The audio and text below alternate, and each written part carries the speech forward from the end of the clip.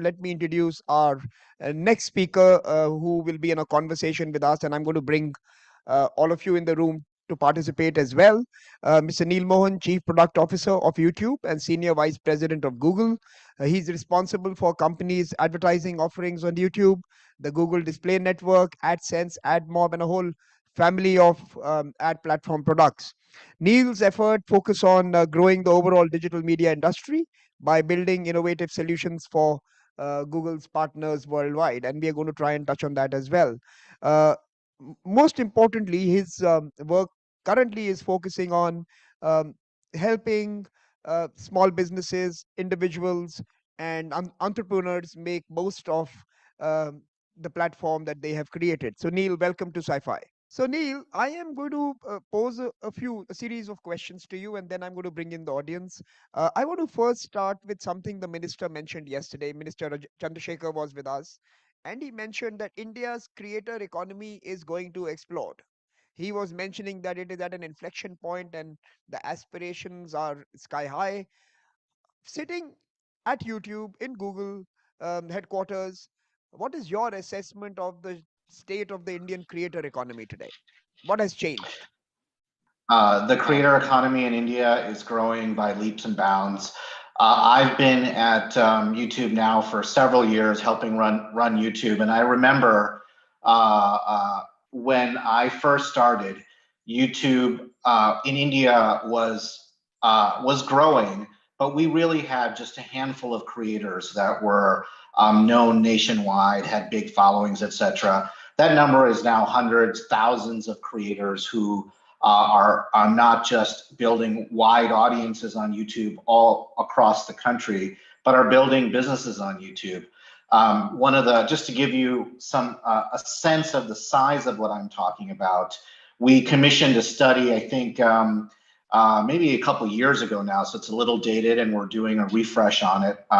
And so those stats will come out in December, but that showed that the creator economy in India on YouTube was generating something on the order of 6,800 crore rupees and generating nearly 7 lakh jobs. And so the impact that it's having is obviously profound on YouTube, but really penetrating the broader economy as well. So that's on an aggregate basis. But what's really exciting is the fact that this open platform YouTube is creating all of these opportunities for creators. Just a couple months ago, we had the swearing-in ceremony for the new president, the first tribal, second female president in India, live streamed on YouTube. That got millions and millions of views. There's, as I said, thousands and thousands of creators building a living on YouTube. A couple of examples, Rachna Ranade, she's a former accountant, but she is now a teacher. She teaches millions of Indians, particularly young women, how to manage their finances, how to think about the economy, how to be successful in it. Just as one example of a creator, there's another creator that I came across called Kaizen English. She teaches English to native Tamil speakers. And so a place for diversity, vibrant economic growth, and also learning. And so those are just some examples to give you a little bit of flavor of how the creator economy is truly flourishing in India on YouTube. So, Neal, you spoke about these young business leaders who are emerging and using the platform. Some are quitting their existing vocations and moving to the creator economy. Let me ask you a very specific question on the demography of this cluster that's emerging. What is uh, the gender balance in this whole new shift or in this whole new emergence? And more importantly, how are we making this space more conducive for diversity and for certainly women to participate in? Typically, our studies at ORF and in other organizations who are working in this space show the digital platforms to be quite harsh um, for these actors. So how are we working to keep or make platforms and certainly YouTube more conducive? Yeah, I'm glad you asked me that question because it's something that I certainly think about in my job, helping run YouTube. But I know that the entire YouTube organization is very focused on this. I would say that a lot of this goes back to when YouTube started. And it really starts with the fact that it is an open platform. You and I, if we have a creative idea, something to share with the world, we can start a channel on YouTube today and begin sharing it throughout the country, but also throughout the world. And it is a place that doesn't have gatekeepers. It doesn't have curators. It doesn't have somebody saying, you look a certain way. You don't look the right way. You don't speak the right language. You don't come from the right, background or what have you. None of that exists on YouTube. And so that inherently, that openness of platform, I think creates opportunities for incredible diversity in our platform. We have, all major Indian languages represented on our platform in terms of creator success. We have, as you said, lots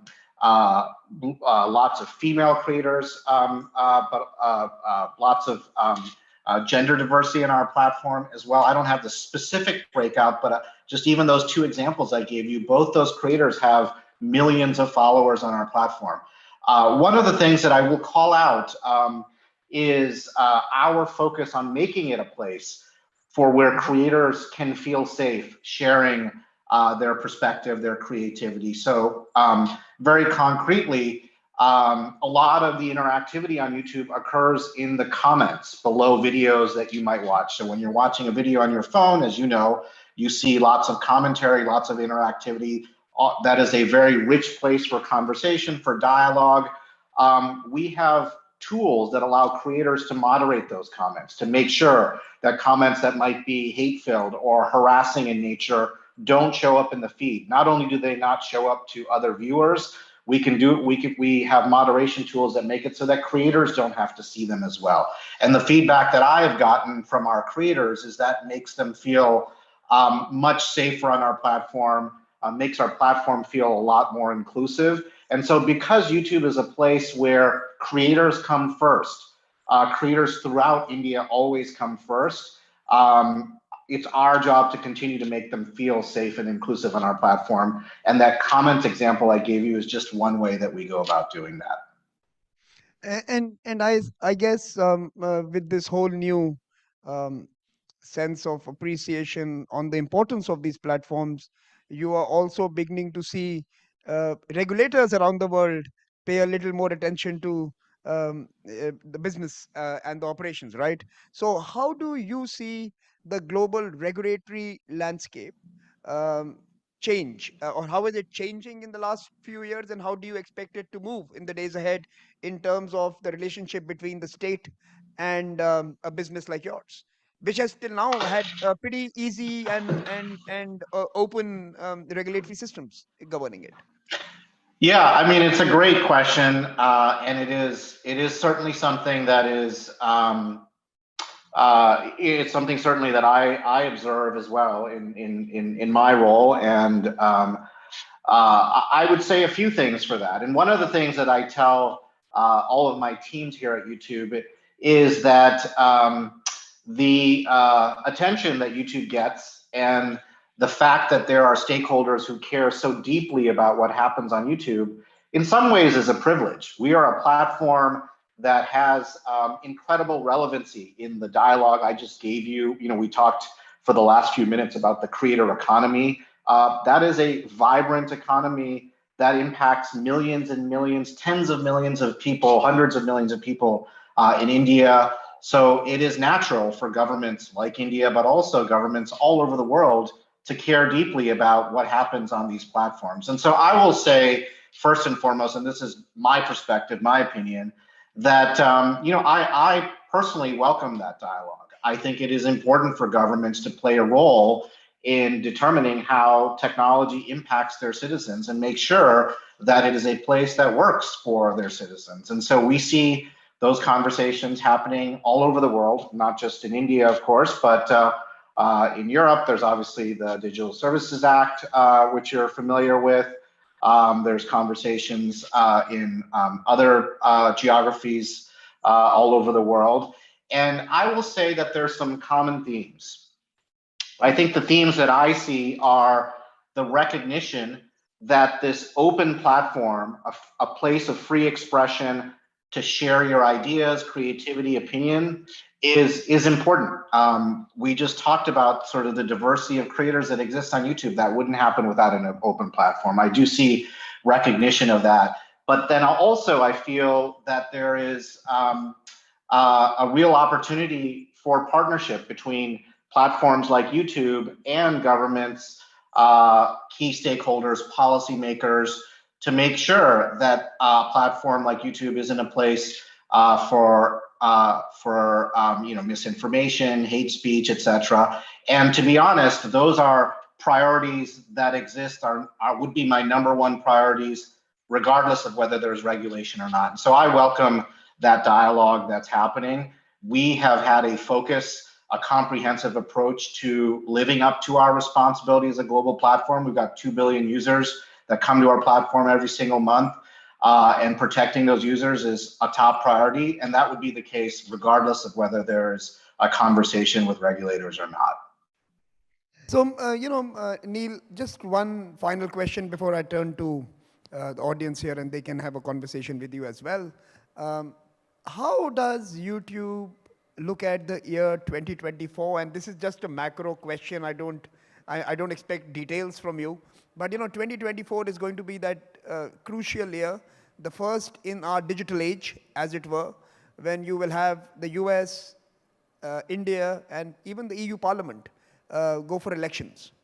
And YouTube and videos and YouTube's reach has become an integral part of our daily lives and, of course, even our politics. Now, how does a platform that is so beneficial for so many creators and for other economic and communication purposes navigate with this highly polarized and political future, 2024? And of course, I understand that you will have to be very careful as you respond to this, but how do you see this year play out for YouTube, 2024? Yeah, I would say a few things about that. So it goes back to what I was alluding to when on your question around regulation around the world. I think to your point, YouTube is a place where that discourse is happening. It happens around election cycles. It happens throughout the year. It is a place where people come and share ideas, share their perspective, share differing opinions in terms of political outcomes they desire, in terms of policy outcomes they desire. That happens, billions of times over and over on YouTube on a regular basis. And maintaining that open platform and making sure it's a place where that type of dialogue, interaction can happen is of paramount importance. And we have learned over time by being present in terms of a number of elections, going back to the last national election in India, but obviously also 2020 election here in the US. There's an election going on right now in Brazil. All over the world, there's obviously multiple elections happening every day. Every year. We learn from all of them, and we will put all of that learning to use when it comes to 2024, whether it's the US election, the Indian election, or other elections that are happening all over the world. Our approach is comprehensive. And the first prong of our approach is making sure that we have clear policies around election integrity or potentially misinformation related to elections, how to vote, where to vote, candidate viability, all of those types of things which come into play during elections. We have policies where we remove that type of content as quickly as possible. We have content policies around violence, incitement to violence, hate speech, etc., to making sure that elections happen in a peaceful manner so that people feel safe when they're voting. But we don't just stop there with our policies. As you know, a lot of what happens on platforms like YouTube is about the type of content that is recommended. And we have a number of products, and you'll see them in the context of the Indian election, where we serve up things like information panels. So when users come to YouTube, they get accurate information from election authorities about voting. In the US, we ran those panels when the results were certified by the states here in the US, so that we raise up authoritative content when users are looking for it. And then we also do the flip side, which is actively make sure that we are not promoting misinformation on our platform, where we're reducing misinformation during an election cycle. And so we have this very comprehensive approach to ensure that YouTube remains a place for vibrant conversation, but also a place where election integrity is of paramount importance. So Neal, I'm going to now request our guests to join in with into this conversation. I'm going to request Pavlina Pavlova to come to the mic and a brief introduction, and you can pose your question to Neal, and then I'm going to go to Sanskriti Davle. Any others who want to ask a question could walk up to the mic as well and pose the questions to Neal. But Neal, before they ask you their questions, I'm just leaving one with you, which I will come back to at the very end.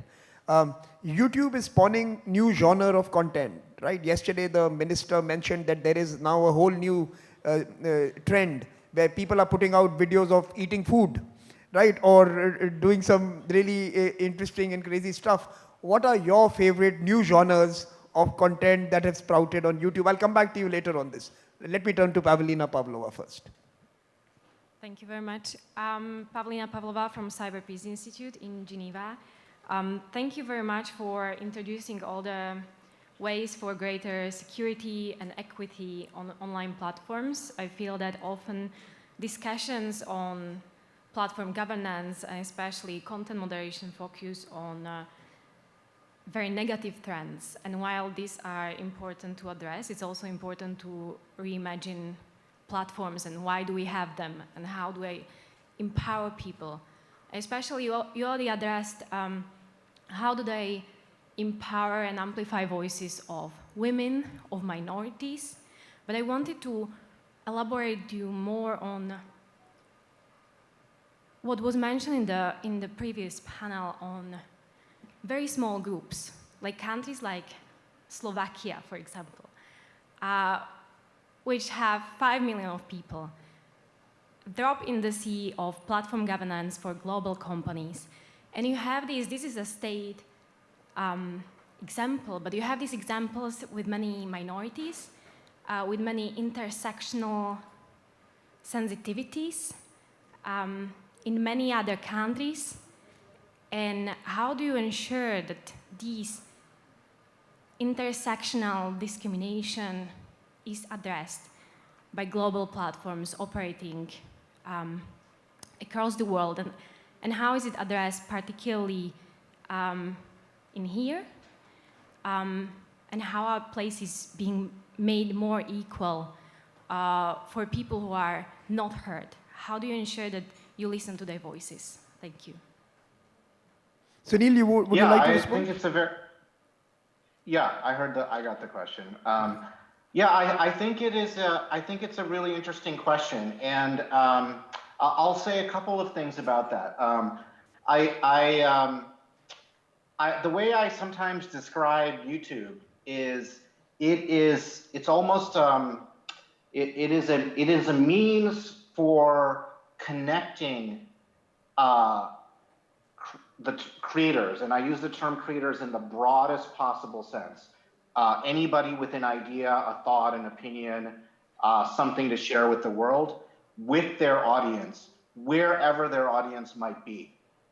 And that happens because when you upload a video, a piece of content to YouTube, our recommendation algorithms kick in and will find over time the people that are interested in that type of content, wherever they live, anywhere in the world. And that is a really, really powerful tool for voices that might be minority voices, might be women, might be voices that otherwise would not get a means to get amplified on either traditional media outlets or other means where all kinds of rules and roadblocks come into place to make it so that it's very hard for those voices to get discovered. I was speaking to someone in Canada the other day, and it was about a creator who does a lot of creative things with Bollywood music. And they were in Canada, but they found an audience in India and other parts of the world who were really interested in Bollywood content. They built up that audience, and then they became famous in Canada, the country that they live in. And sort of that virtuous cycle happens every single day on YouTube. And so the best way I would answer your question is that YouTube kind of is a machine that enables those otherwise small or overlooked or diverse voices to really find their community and find a way to prosper on the platform. And we do this in as safe of an approach as possible because we have a set of community guidelines that are global in nature that make it clear that regardless of the specific type of hate or harassment or misinformation, those types of things are not allowed on our platform. So it's both a kind of a positive aspect in terms of finding it, but making sure that we're also doing everything from a defensive standpoint to ensure that these creators who are putting themselves out there remain safe on our platform. So it's a bit of a long answer to your question, but I wanted to make sure I gave you sort of those nuanced details because that is really the mechanism by how these voices flourish on YouTube. Thank you, Neal. Let me now turn to the next question. Yeah, please introduce yourself and ask your question. Go ahead, go ahead. Then I'll come to Sanskriti after that. Go ahead. Sanskriti? Go ahead. Hi Neal, my name is Sanskriti. I'm the co-founder and CEO of Thinkable Labs. We're an inclusive education startup from Bangalore. And my question pertains more around the role of YouTube in the changing education scenario. Because of the pandemic, we've all witnessed a massive transformation in how education is delivered. And going ahead, that means that the traditional institutions that sort of lend authenticity to that education, I think YouTube has a great opportunity there in terms of, you spoke about working with governments around maintaining the flow of information during elections and such. But more broadly, I think education presents a huge opportunity with the addition of certification, because that authentication is what, that is the currency that's the language that everyone speaks in when it comes to education and skilling. So does YouTube plan to sort of build that layer of certification or authentication around the already humongous volume of educational content that exists? So is YouTube coming up with its version? Neal, can I just, is YouTube going to come with its version of the blue tick or a verified or a authentic layer that's adding to a degree of certainty around offerings on your platform? Yeah, it's a good question. I'll get to yours, Samir, in a second, and I'll kind of tie it together. I feel like that question, in terms of learning and education on YouTube, you must be in like a lot of my internal product review conversations, because that is a lot of what certainly my team thinks about. And what I would say there is, I personally don't think that YouTube is going to be the platform that certifies learners, people that are learning on our platform. But that doesn't mean that we shouldn't partner with organizations that actually provide that type of certification or that credential. And it could be traditional education organizations, it could be digital learning organizations. And so I feel like YouTube's role is the dissemination of that knowledge. It is a place where creators should be able to come and produce the content. It could be something as traditional as, physics or algebra or what have you. It could be, how do you learn a particular vocational skill, or how do you learn to cook a particular recipe? All of those are learning opportunities. And so the types of tools and features and products that you should expect on YouTube are the things that allow educators, we call them edutubers, to actually do that at scale on our platform. So for example, one of the products we're working on is to be able to actually stitch together a collection of videos into a course and be able to have checkpoints in that course so that somebody who's learning, algebra can move from one step to the other and sort of progress on that course journey. We're also thinking about ways that creators can generate economic value by putting their courses out there and earn a living on our platform. But then we would potentially have ways for those creators to work with other third-party organizations around things like certification, et cetera. So that's sort of how we think about the product vision. But you are absolutely right. YouTube is a place where there's hundreds of millions of hours of learning happening on a regular basis. There are lots and lots of creators that are in this edutuber category. And I do think that learning is probably one of our most salient use cases throughout the world.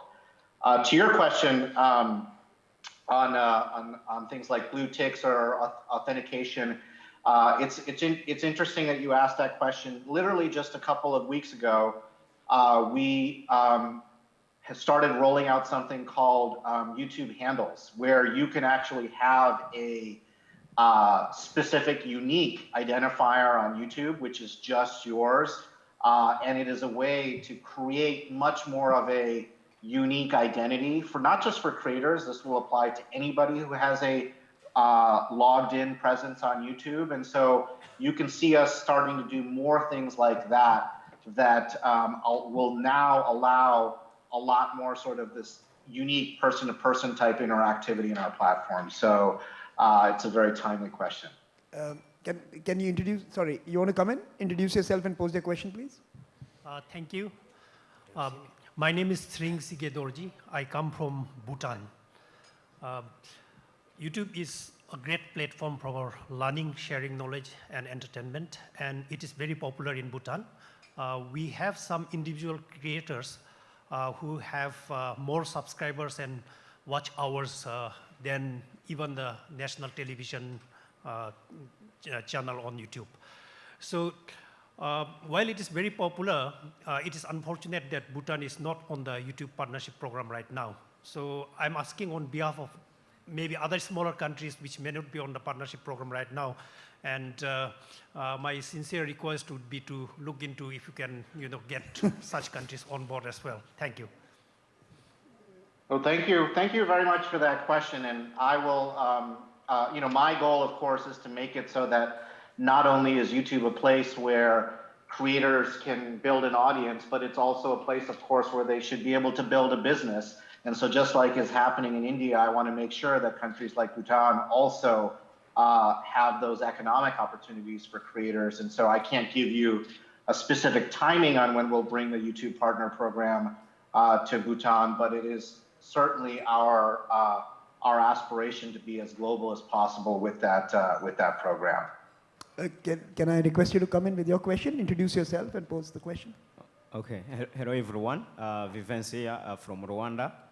I'm from a tech startup that is building the infrastructure and developing Africa's talents to be ready for the future of work and gig economy. So when you try to see the creator economy is growing very fast in Africa with a lot of investments and even more young people tending to be in this space. But when you try to see a lot of offerings, especially on attraction, YouTube is attracting everyone, either businesses and even individual creators. But when you try to see on the business side, there isn't more reach of YouTube in terms of maybe for the businesses to leverage on it, on maybe doing a lot of ads for different products and even services. So I'm interested to know what are the plans, especially to extend the business side of the business, especially for the businesses to leverage on it, on producing a lot of ads and even pushing the marketing, of course, as we see that a lot of ads are being on Twitter, Instagram, and Facebook, but we don't see YouTube being leveraged on while it attracts a lot of people. Thank you. Neal. Yes, I mean, we've talked a lot about the creator economy. Obviously, I've talked about it in the context of India, but it is a global phenomenon. It is happening in places like Rwanda, but also throughout the African continent. One of the things I haven't talked a lot about is how YouTube is a place where businesses, small businesses in particular, but all kinds of businesses are also thriving. And that's fundamentally because, to your point, YouTube is an advertiser-driven media model. It is the revenue that is generated on our platform comes generally from advertisers who are looking to reach audiences. We work incredibly hard to build products that cater the needs of advertisers all over the world. My goal is to continue to grow that advertiser ecosystem. Not only is that good for small businesses and advertisers, but it is also obviously good for creators because that generates more revenue for them. Our business, YouTube's business, is fundamentally about sharing revenue with creators. We share revenue from all the advertising we generate with our creator partners. And so that's how that ecosystem continues to grow. One thing that I will say about businesses on our platform is that businesses can be creators too. And that is a paradigm shift in terms of how brands and businesses have thought about their businesses aren't just advertisers. Businesses can be creators. And so one of the things I urge every business to do whenever I get a chance to speak to businesses is, regardless of your size, you do have the resources to have a presence on YouTube. Set up a channel, build a channel. And regardless of whether you're spending advertising dollars or not, you will attract an audience over time to that channel. And that channel itself becomes a means by which you can build your overall business. You can communicate with your customers. You can drive your customers to your physical presence. And then obviously you can amplify that voice through advertising on our platform. But all brands and advertisers and businesses should think like creators, because this creator economy really is the future, especially with young people. Okay, Neal, I have a whole lineup of folks wanting to ask questions. If you have a paper and pen near you, maybe we can take a few together. If that's not available, though we'll take a clutch of questions and then we will turn it back to you for your final responses, because I know I have exceeded the time limit, but I still want to do this because it's not easy to always get you for the audience here. Yeah, happy to do it. So let me start with my friend from Saudi Arabia. Introduce yourself and your short and sharp question. Hi, this is Mansour Al-Sanoni from Xpreneur, a platform that links entrepreneurs globally. My question to you is, I've done 2 businesses from YouTube videos.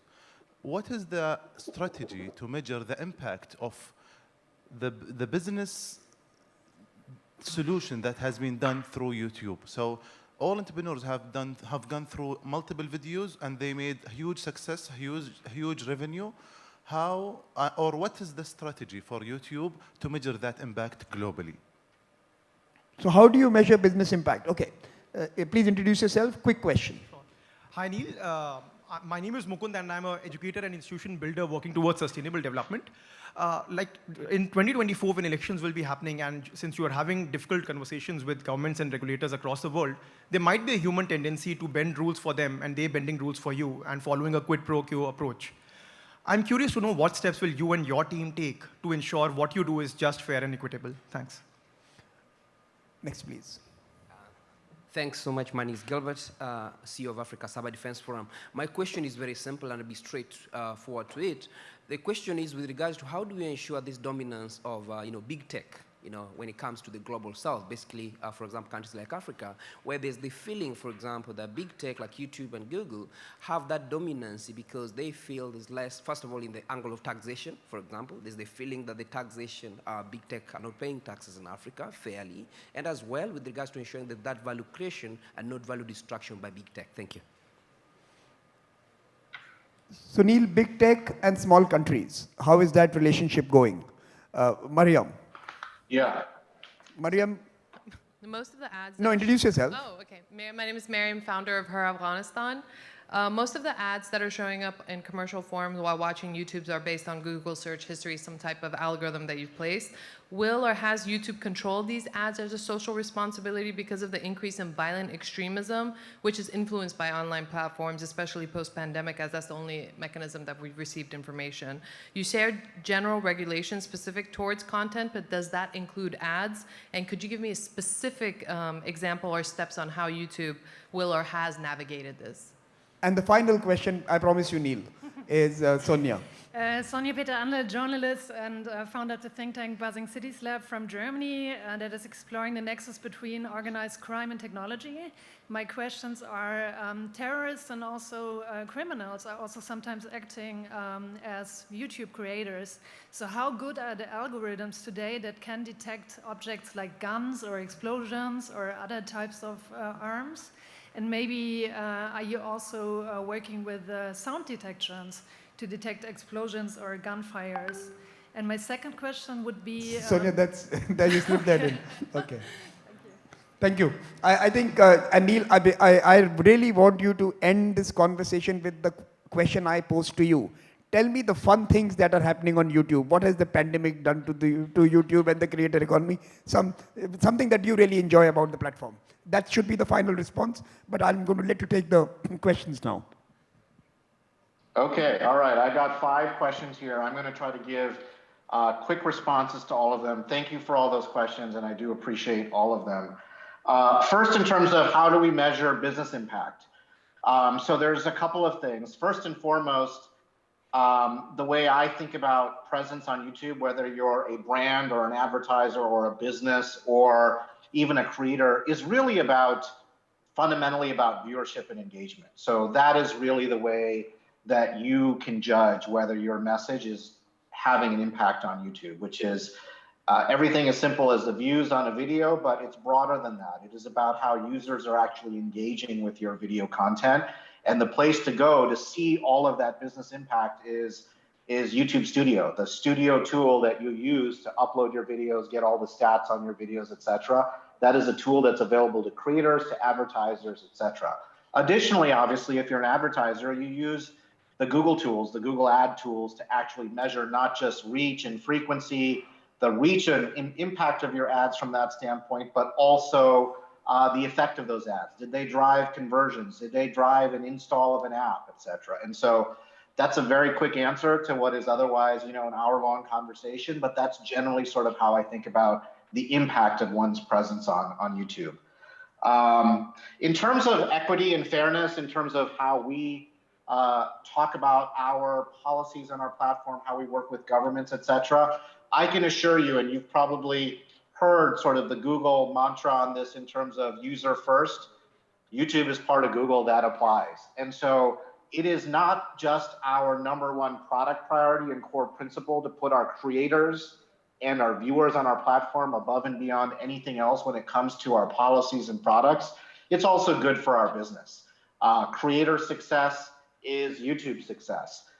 Keeping our viewers safe from hate or harassment or misinformation or violent extremism or graphic violence is also, it's the right thing to do, but it is also deeply aligned with our business interests. Quite simply put, advertisers are not going to want to be on YouTube if the content is content that they find to be just, to be objectionable in many ways. And so we have a moral obligation, but also a business obligation to do the right thing for our users and creators. So that's what I would say about that. In terms of big tech, quote unquote, what I would say there is, when I am in different parts of the world, or when I'm talking to stakeholders, or certainly when I'm talking to YouTube creators and businesses, wherever they are in the world, the conversation really is about what can YouTube do to play its role in the local economy. Everything that we've just talked about in terms of the creator economy is a manifestation of what's happening in the real world in all of the countries that we've talked about, not just India, but all the countries that are represented in the audience. And so the success of those creators, the success of small businesses is really the fundamental way that YouTube contributes. We obviously also do things above and beyond that by sponsoring entrepreneurship. You've seen Google do that in various programs in different parts of the world. But for a platform like YouTube, it really is about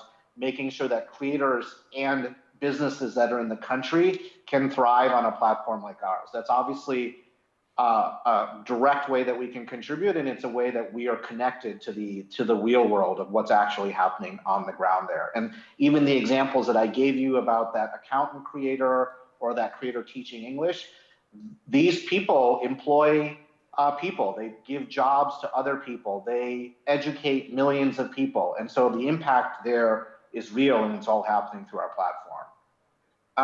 The next question was, do our policies, community guidelines, how we think about our approach to keeping viewers safe on our platform, does that extend to ads? And so the short answer to that question is yes. In fact, We have, and you can go on the YouTube site and find this right from your phones right now. We have a set of community guidelines that are the rules of the road in terms of the type of content that's allowed on our platform, what's not allowed on our platform. And it expands all verticals, violent extremism, hate, harassment, misinformation, fraud and abuse, all of those things. And there are direct analogies to what we allow or don't allow on the ad side. In fact, I would say that the bar to actually run advertising is even higher than our community guidelines, because there it's a commercial relationship as opposed to our community guidelines, which are about trying to balance free speech and the rules of the road. And so that's what I would say about that. And then the last question was about YouTube and what do we do to make sure that it is not a place for organized crime, terrorism, etc. And so there we have everything that I talked about in terms of our comprehensive approach applies. So we have policies. We use a combination of pretty sophisticated machine learning technology and artificial intelligence that continues to get better. And we have thousands of highly trained individuals all over the world in the ground, like places like India, but all over the world that are enforcing our policies against criminal organizations, against terrorist organizations. That content from those organizations is not allowed on our platform. We're not perfect by any means, but we endeavor to remove that content as quickly as possible. But we also are always investing more and more in our technology so that we can catch it even more quickly. So we do things like being able to detect firearms. And so, but it's not as simple as just being able to see a gun in a video or not. Sometimes a gun in a video might be a legitimate use case. It might be somebody who is using a gun for hunting purposes that is a legitimate hunting purpose, or it might be a law enforcement officer, it might be a military officer. There's lots of legitimate use cases as well. And so we need to be able to use a combination of machine learning and artificial intelligence to detect things like that, but then also use highly trained individuals to then be able to make a decision as rapidly as possible about the context that is represented in that video. And so that's kind of a clear example of why this is a difficult challenge, but a challenge that we take on a daily basis. And in the last quarter, we removed something on the order of 4.5 million videos from YouTube. And keep in mind, this isn't a corpus of billions of videos. 1.3 million of those, I think, were in India. And we endeavor to remove them as quickly as possible. I think something on the order of over 70% were removed with 10 views or less. So very minimal impact of violative content on our viewers. And so that's a rapid fire answer to those 5 very good questions.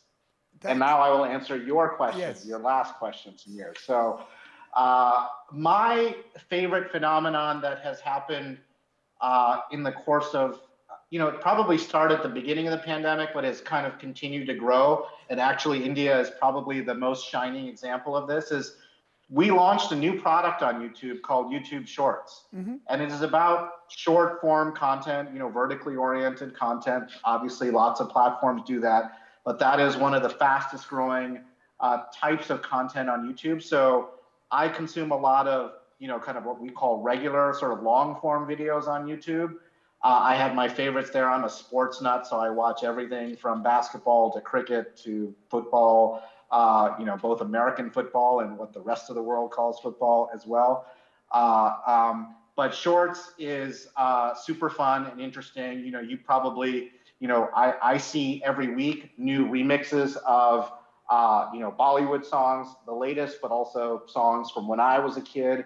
So that's the type of content that I watch. And I have 3 young kids, so I like to watch some of that with my kids sometimes as well. Excellent. Neal, I think you've been very generous in responding to everything posed to you. Please join me in applauding Neal for his wonderful participation. And Neal, thank you so much once again. It's been a long day for you. I'm not going to keep you for long now, but I hope to see you in Delhi. And till then... yes, I look forward to being there in person. Great. Thank you.